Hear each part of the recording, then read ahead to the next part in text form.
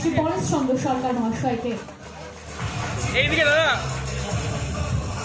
আরো এবং সেই অঙ্গীকারকে শুভ সূচনা করার জন্য এখন মঞ্চে প্রদীপ প্রজ্বলনের মাধ্যমে আজকের অনুষ্ঠানের শুভ সূচনা আমরা করছি।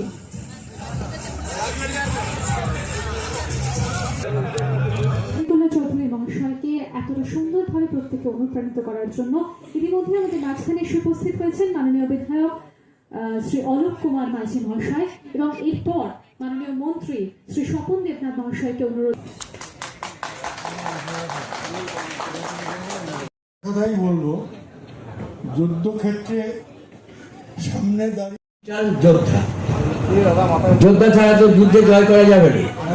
তাই যোদ্ধা যারা হয়েছেন, আমি রাজবিহারীর কাছে খবর নিচ্ছি, আমাদের অভিষেক বাবুর সেনাপতি, দলের সেনাপতি, তার নামে আছে এবি ডিজিটাল যোদ্ধা। যোদ্ধা শব্দটাকে গুরুত্ব দিন, বিস্তারিত ব্যাখ্যার প্রয়োজন আসে না। আর যোদ্ধা যদি ফাঁকিবাজ হয়, যোদ্ধা যদি রেজিস্ট্রেশন করিয়ে যোদ্ধা সাজে, সেই যোদ্ধা নিয়ে কিন্তু জয় করা যাবে না। কি বলেন আপনারা? ফাঁকি না বলে। যোদ্ধার টার্গেট দলকে জেতানো। যোদ্ধার টার্গেট আমি রাসবিহারীর যোদ্ধা নই, এটা মনে রাখবেন কি। আমি স্বপন দেবনাথের যোদ্ধা নই, আমি হচ্ছে দলের যোদ্ধা। এটা মনে রাখবেন কি? বলুন না, হাঁকি না না বলে কি। আর আপনি যত যোদ্ধা চিৎকার করে, তত আমরা যারা ভোটে দাঁড়ানোর স্বপ্ন দেখছি তাদের স্পিড তো তত বাড়বে। ওপরে যারা বসে আছি, কার না শখ না হয় আমি বিধানসভায় দাঁড়াবো? যদি কেউ বলে মিথ্যে কথা, আমি মিথ্যে কথা বলবো। যদি আমি বলে কেন দাঁড়িয়েছেন, আমি যাতে টিকিট পাই তার চেষ্টা করবোই। মুখে ভাবে করে চুরি করতে লাভ নেই। কি বলা করবো? দল দেখ দিক আর না দিক, কিন্তু আপনার টার্গেট কে মেলে হলো সেটা কথা না। আপনার টার্গেট আমার দলকে জেতাবো, অভিষেক বাবুর নির্দেশকে পালন করবো। একটু করা যাবে কি? স্বাধীনতার পর ৭৯ বছরের এই সন্ধিক্ষণে এবারের নির্বাচন সব থেকে বেশি ক্রিটিক্যাল। এই লাইনটা যেন আমরা সবাই মনে রাখি।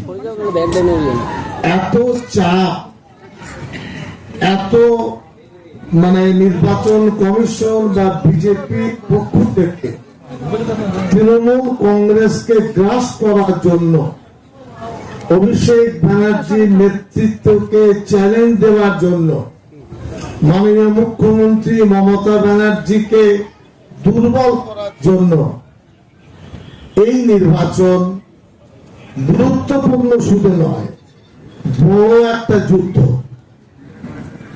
এই যুদ্ধে যারা নেট, কম্পিউটার, ডিজিটালের বিষয়ে অভিজ্ঞতা রাখে, তাদের একটা বড় দায়িত্ব এবং কারিগর হতে হবে। সেই প্রশ্ন নিয়ে আজকে আমাদের সকলের উপস্থিতি। আমরা যেন মাথায় রাখি, এই যুদ্ধ শুরু হয়ে গেছে, শেষ হবে যখন রেজাল্ট আউট হবে।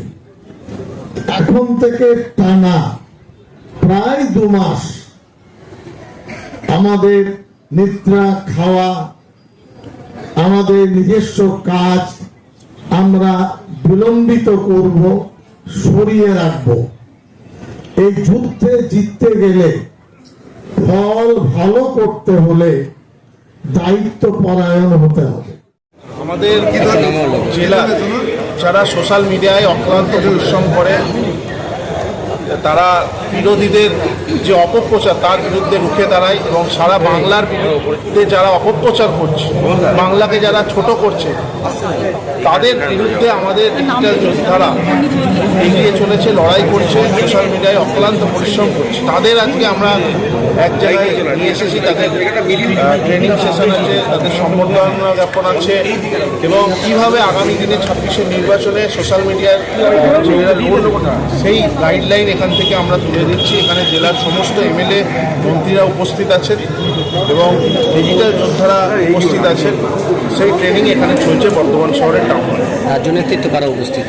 রাজ্য আইটি সেল থেকে 4 জন উপস্থিত হয়েছেন যারা ট্রেনিং করাচ্ছেন।